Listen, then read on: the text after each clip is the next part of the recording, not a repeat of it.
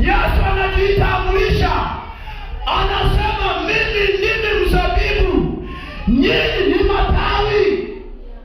Kila tawi likalo ndani yangu lisilozaa huliondoa na kulitupa kule nje, lakini tawi linalozaa hulisafisha ili lizidi kuzaa. Kwa hiyo mpendo, kaa ukijua wewe kama ni tawi ndani ya Kristo, ndani ya kanisa, lakini hauzai matunda, Mungu hayupo tayari kukaa na hiyo tawi.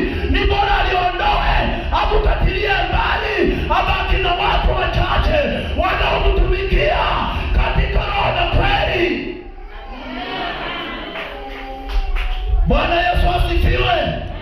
Wakati mwingine wanasema mtu hata kiasi ni sawa, maana Mungu anapokuja akiangalia kwenye sadaka mwaka hadi mwaka ni 200, akija kwa fungu la 10 haujawahi hata siku moja, akija kwa kusaidia watu wewe ndio wasikwambie. Sasa Mungu anaona kuliopukana mpagani, bora kwa mpagani ule kule. Bwana Yesu asifiwe. Sio unakuja hapa unanyenyekea, unajifanya mtakatifu, lakini matendo yako hayaendani na unyenyekevu wako, hayaendani na utakatifu wa nje. Amen. Unajua, nitumie kauli moja. Mchungaji aliwahi kuhubiri somo moja tukiwa Kibaoni, akasema kuna watu wengine wao kanisani ni vinyonya upako. Mchungaji, ile somo sikuwahi kulisahau.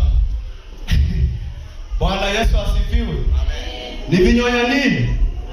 Hilo somo lilikaa.